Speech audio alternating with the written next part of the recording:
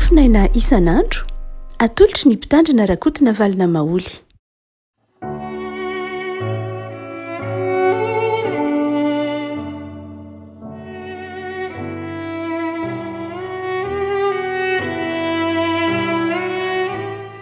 Ampifanena olo herim-banantsika rehefa kotratra ity alatsinainy faraikibeny folo ny volana may ity. Ny mofina izay valahatra ao antsika dia ny boky ny mpitsara toko fahenina andiny fa 13 ka hatramin'ny faha-efapolo aminaran'i Jesosy. Ary ny Midianina rehetra sy ny Amalekita ary ny zanaky ny Atsinana ny vory dia nitaka ny Toby tany amin'ny tany lemaka Jezreely.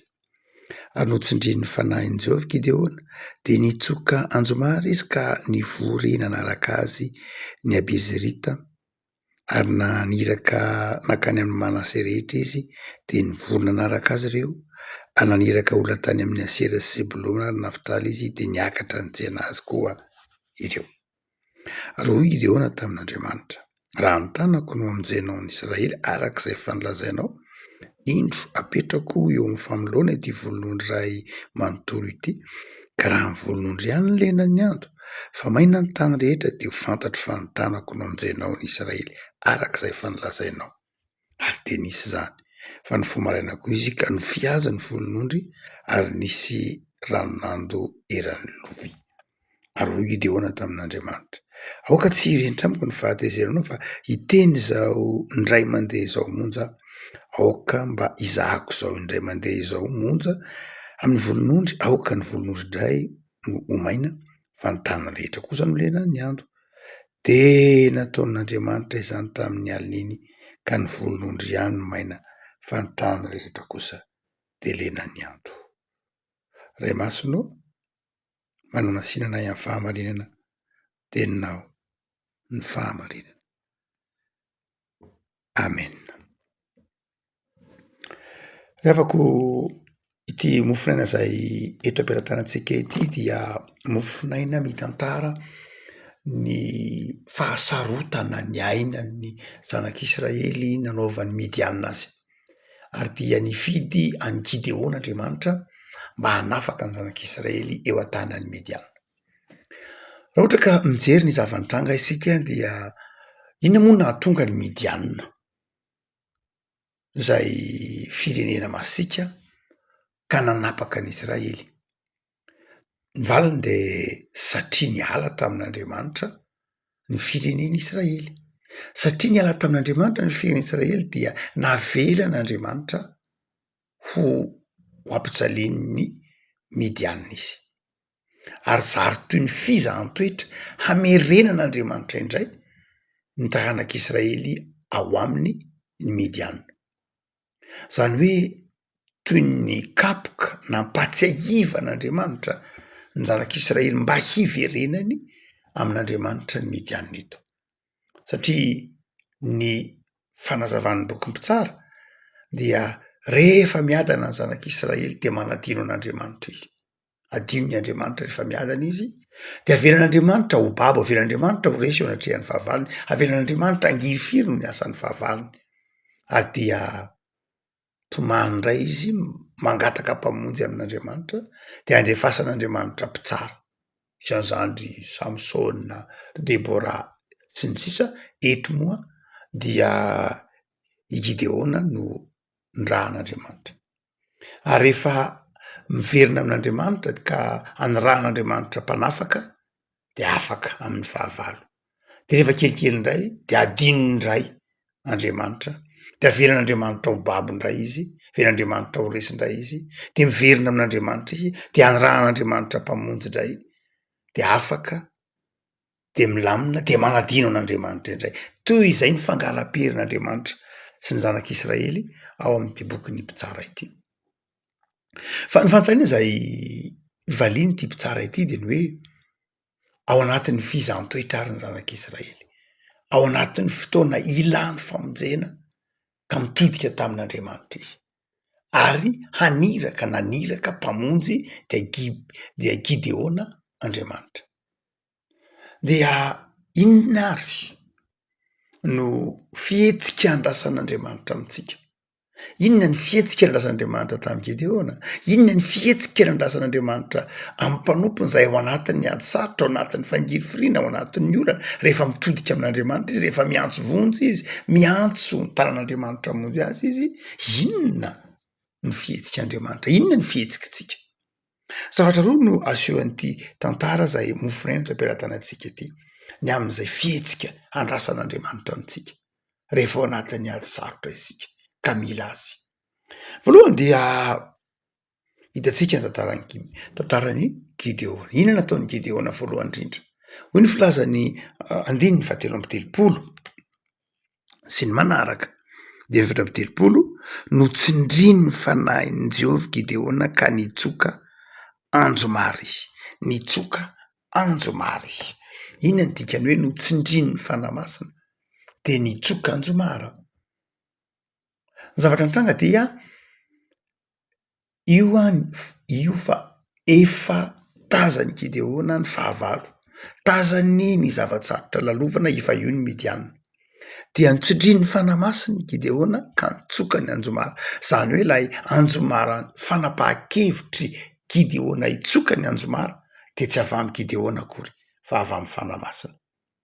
Ino moa ny dikan'ilay mitsoka anjomara? Mamaky ny boky Nomery toko 10 isika manomboka amin'ny 9 de ahitany dikan'ilay hoe nitsoka anjomara. Teo amin'ny tantaran'ny zanak'Israely tamin'ny andro Mosesy moa zany dia nisy karazana anjomara anankiroa nasain'ny Andriamanitra namboarin'ny Mosesy. Ary io anjomara io de tsofina rehefa hamory ny zanak'Israely, tsofina rehefa hamory ny lohan'ny fireneny Israely, samy manana ny feony izy ireo, dia tsofina koa rehefa ao anatin'ny fahavalo ny zanak'Israely. Eto zany Gideona nitsoka ny anjomara, mifanaraka amin'izay hafatr'Andriamanitra amin'ny boky Nomery toko 10 manao hoe rehefa tody zavatsarotra ianao de tsofo ny anjomara ho fanairana ny vahoaka, na tsofo ny anjomara hamorina ny lohan'ny fianakaviana rehetra. Ny dikan'izany de ny fanahy masina no nanaitra ny Gideona manao hoe tsofo ny anjomara. Ary dia rehefa nitsofina ny anjomara dia hoy ny filazan'ny soratra masina hoe de nanatona ny Gideona ny Abizrita, nanaiky azy ny Manase, nanaiky azy ny Zebulona, nanaiky azy ny Asera, nanaiky azy ny fokon'ny Nafitaly rehetra. Le avako malala, inona ny dikany? Rehefa ao anatin'ny ady sarotra isika de izao asain'Andriamanitra miantso namana.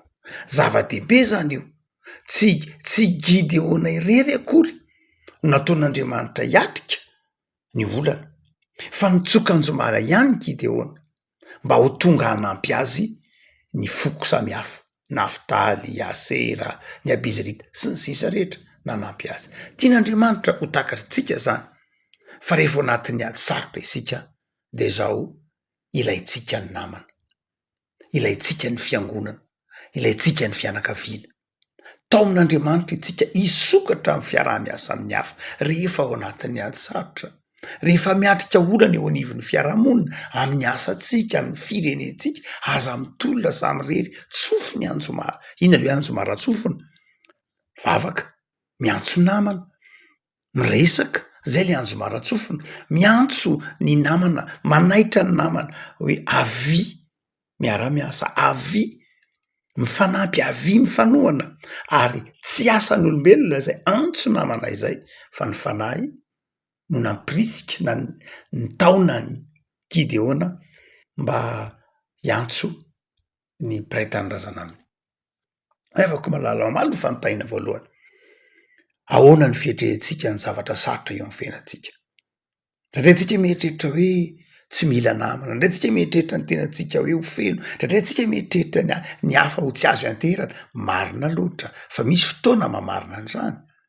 Fa etoana de zao, tao amin'ny soratra masina ianao tsy hiady rery, tao amin'ny soratra masina ianao hitsoka ny anjomara, tao amin'ny soratra masina ianao tsy eritreritra ny tenanao feno, tsy eritreritra ny tenanao mahavita tena, tsy eritreritra ny tenanao hoe satria manana an'Andriamanitra de tsy mila ny hafa, satria manana an'Andriamanitra de tsy mila mpiarabelona amiko, satria manana an'Andriamanitra de tsy mila fanampiana, tsy mila nizaniza. Tsia, fa ilainao ny hafa. Tsofo ny anjomara, ny fanahy masina tamin'ny Gideona. Ary rehefa nitsofina kosa ny anjomara de zao tonga ny olona nanampy, tonga ny olona tsy ny salasala, tonga ny olona tsy natahotra na de teo ara ny herin'ny Midianina, de zao tonga ny olona nanona ny antsony fanahy masina tamin'ny alalan'ny Gideona. Afaka malala metezara isokatra amin'ny hafa rehefa ao anatin'ny fahoriana ianao, ao anatin'ny zavatra mahatery ianao de zao meteza isokatra amin'ny hafa, tsy faharesena ny fitadiava, ny fifanantonana amin'ny namana, tsy fahambaniana, tsy fahalemena, ny fiaraha-miasa ao anatin'ny zavatsarotra. Afaka malala tao amin'ny tompo ary isika ifanatona, tao amin'ny tompo ifanampy, tao amin'ny tompo irahina, fa ny firaisan-kina, ny fiombonana, ny fifankatiavana no ahafahana maniatrika ny zavatsarotra. Avelan'Andriamanitra andalo le zavatsarotra tamin'ny Midiana, saingy zao ny fitaovana voalohany men'Andriamanitra ny olona de zao ny firaisan-kina.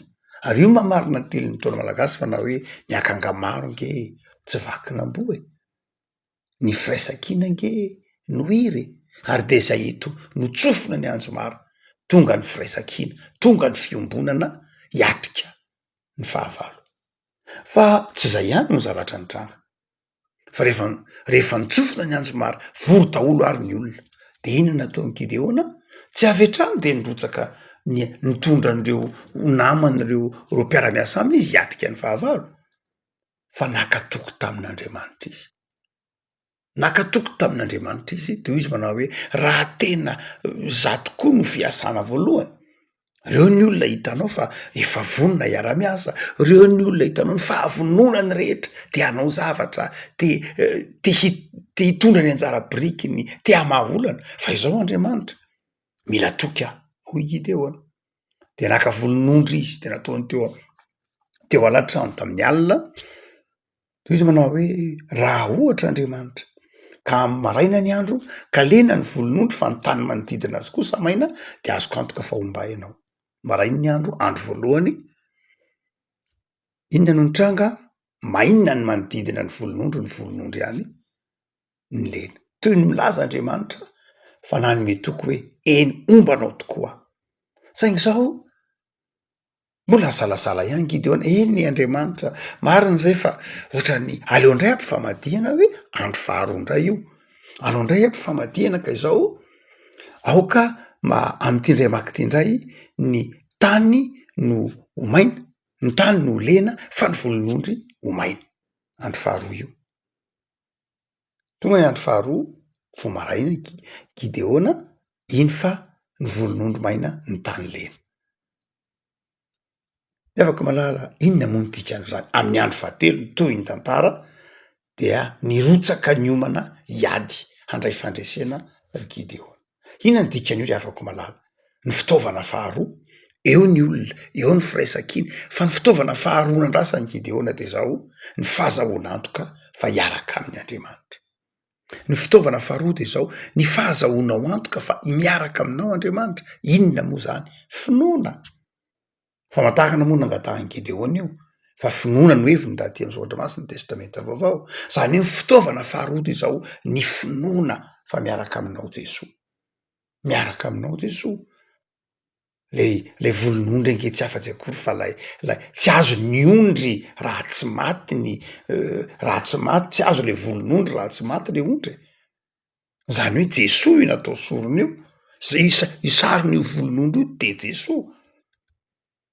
Tsy matoa nahazo ny volon'ondry, ny volon'ondry manontolo izay teneny zoatra masina io hoe volon'ondry manontolo, tsy azo mihitsy ny volon'ondry raha tsy maty le ondry. Eo zany de Jesoa io, famantarana ny amin'ny Jesoa, tandindony Jesoa io. No zany de izao raha tody zavatsarotra isika, tsy ampy ny herin'olombelona, ilaina ny fifankatiavana, ilaina ny fiombonana, ilaina ny firaisan-kina, mazava io, matoa ny tsofina ny anjo maro. Fa ny faharoa de zao ilaina ny finoana, ilaina ny fahazahoana antoka fa miaraka amintsika Andriamanitra, ilaina ny fahazahoana antoka fa miaraka amintsika Jesoa, ilaina ny fahazahoana antoka fa eo akaikintsika Jesoa. Zay le volon'ondry. Afaka malala ny fiainantsika olombelona, ny andavanandrotsika tsy ilaozana zava-sarotra, ny fiainantsika andavanandro tsy ilaozana zava-manahirana, fa zao inona ny toe-tsaina? hoe tsika miatrika azy. Inona ny fitaovana hoe tsika miatrika ny zava-manahirana, ny zavatsarotra lalovantsika na fizantoetra io na etraketraky ny hafa io, zay zavatra mety ho manahirana antsika de inona ny fitaovana? Namana ny mpiarabelona fiasana reny. Ny fitaovana faharoa de zao ny lehibe indrindra, ny fiatorahana amin'Andriamanitra, ny finoana, ny fahazahoan'antoka fa miaraka aminao Andriamanitra.